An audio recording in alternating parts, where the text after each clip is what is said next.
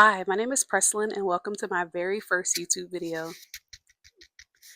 As you can see, I love to read, and so I wanted to create a YouTube channel so that I can discuss my books in detail with like-minded people. There were three books that I read in 2025 that absolutely altered my thoughts and opinions on finding your purpose, and the very first one was Dawn Stanley's Uncommon Favor. If you don't know who Dawn Stanley is, she is the current coach of the University of South Carolina's women's basketball team. She is the highest paid coach, women's basketball coach, with a base salary of $4 million per year. And she tells her story from beginning to end or beginning to current. She talks about how at a very young age she knew that her purpose was basketball in some shape, form, or capacity. That's always what she wanted to do. And to me, as a reader, I often feel as though purpose is something that's not easily obtained. As a 30 something year old, I find myself asking all the time, what's my purpose? What's the goal? What am I doing? And to hear her say that, yeah, at a young age as a child, I knew that I wanted to play basketball, and it's unique to know that your goal or your purpose is one thing at such a young age. As a reader, it was almost like a breath of fresh air to hear that, because a lot of times the books just give you the end, like that's it, that's my purpose, that's how I became who I am. However, Dawn Stanley, she does that, but before doing so she says that recognize that this is unique, and I love that she did that. So throughout the book she goes on to say that she worked really hard, and if you just do a quick Google search you'll see that she's the first for a lot of things. Do you know that while she played in the WNBA, she also coached the Temple University basketball team as well at the same time? She also played overseas. Of course, a lot of times this is due to wage disparities. And she played in Spain, Italy, and she described the loneliness and how hard it was for her to play during those times, and the culture shift and culture differences.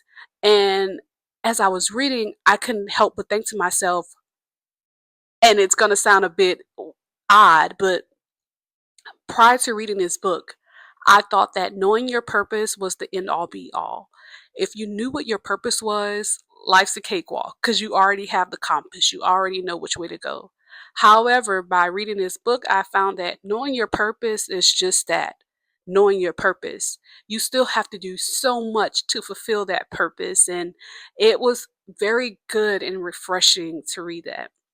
Another thing that really stood out to me while I was reading this book is she explained that towards the end of the book, she was interviewing for an NBA team as a coach.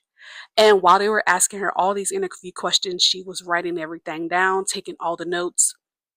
And at the end, she revealed that she kept those notes so that when the next woman is about to apply for a coaching position with the WNBA, I'm sorry, with the NBA, she'll have those tools and those notes and everything that she had. She can pass that on to the next woman. And it made me also think that purpose is often tied to community and how they often work hand in hand in order for fulfillment to take place. So if you're looking for a good read, something, it doesn't, the goal wasn't for it to talk about purpose, but that's what I got from the book. It was absolutely phenomenally written, and Dawn Staley is a phenomenal, phenomenal woman. And I feel like, honestly, I feel like a book two could come from this. Um, I thoroughly enjoyed this book. The next one, I'm just going to give you cliff notes before I even tell you the title of the book. Imagine this. Upon self examination, you find that you have a lump. In addition to that lump, you also are experiencing a little bit of bleeding. So you go to the hospital, specifically Johns Hopkins Hospital, where you are later diagnosed with cervical cancer. Later on, you receive treatment for your cervical cancer, and you find that while the treatment is taking place, which, hold on one second, for the treatment, do you know what the treatment consisted of at that time? Radium, a radioactive metal, is placed in a small fabric pouch, and that is sewn into your cervix.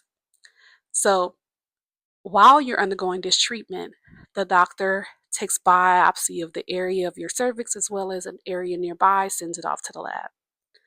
Those cells that were extracted without your consent replicate at a speed that is unknown to man. It is one of the things that have never been seen before in science. They go on to treat COVID and polio vaccine and cancer treatment. They go on to help create vaccines for all of these things. That woman's name is Henrietta Lacks. She was born in 1920 in Roanoke, Virginia, and the author Rebecca Skloot does an amazing job of detailing what happened to those cells, how we have laws in place and ethics in place when it comes to science. And a lot of it is due to the findings and the story behind HeLa cells or Henrietta Lacks cells. So it was a phenomenal book. If you don't want to read the book, there is a movie that stars Oprah on HBO, but I would implore you to please read the book. It was incredibly informing and it follows generationally. So it doesn't just talk about Henrietta Lacks' story, but it then follows her kids and it also branches off to her sister and all of it one of the greatest reads of 2025 for sure. Last but certainly not least is Ketanji Brown Jackson, Lovely One, and she is the first Black woman to ever be appointed to the Supreme Court of the United States. And this book was incredibly rich and detailed her life from beginning to current, and she talks about the power of telling your story. There were so many women before her and so many stories that we did not know because no one wrote it down. And she took authority and she took power and she said, hey, I am unique. My life is unique. And she wanted to write her own story and she did. And she did so very beautifully. She was born in Washington, D.C., raised in Miami, Florida, attended Harvard twice, once as undergrad as well as law school, graduated with honors in both, but she also was very active with debate and the arts and that sort of thing. She is an incredibly brilliant woman. Um, Work-life balance, what is that? She, I've always respected lawyers because I understood the tenacity and all that it takes, but this book I got an even greater appreciation and respect because when she described her workload, in addition to being a mom of two, in addition to being a wife, I could not imagine just reading it had my head spinning. So I could not imagine living it and the pressure that she had to be under. But just like Dawn Stanley, she is also a Black woman of many firsts. And I really enjoyed her story. So what I learned from all three books is one, knowing your purpose is just that, knowing your purpose. You still have to put in the work in order for that fulfillment to come true. It's important along the way that you have community and always tell your story. Thank you so much for tuning in. I'll see you in a couple weeks. Bye.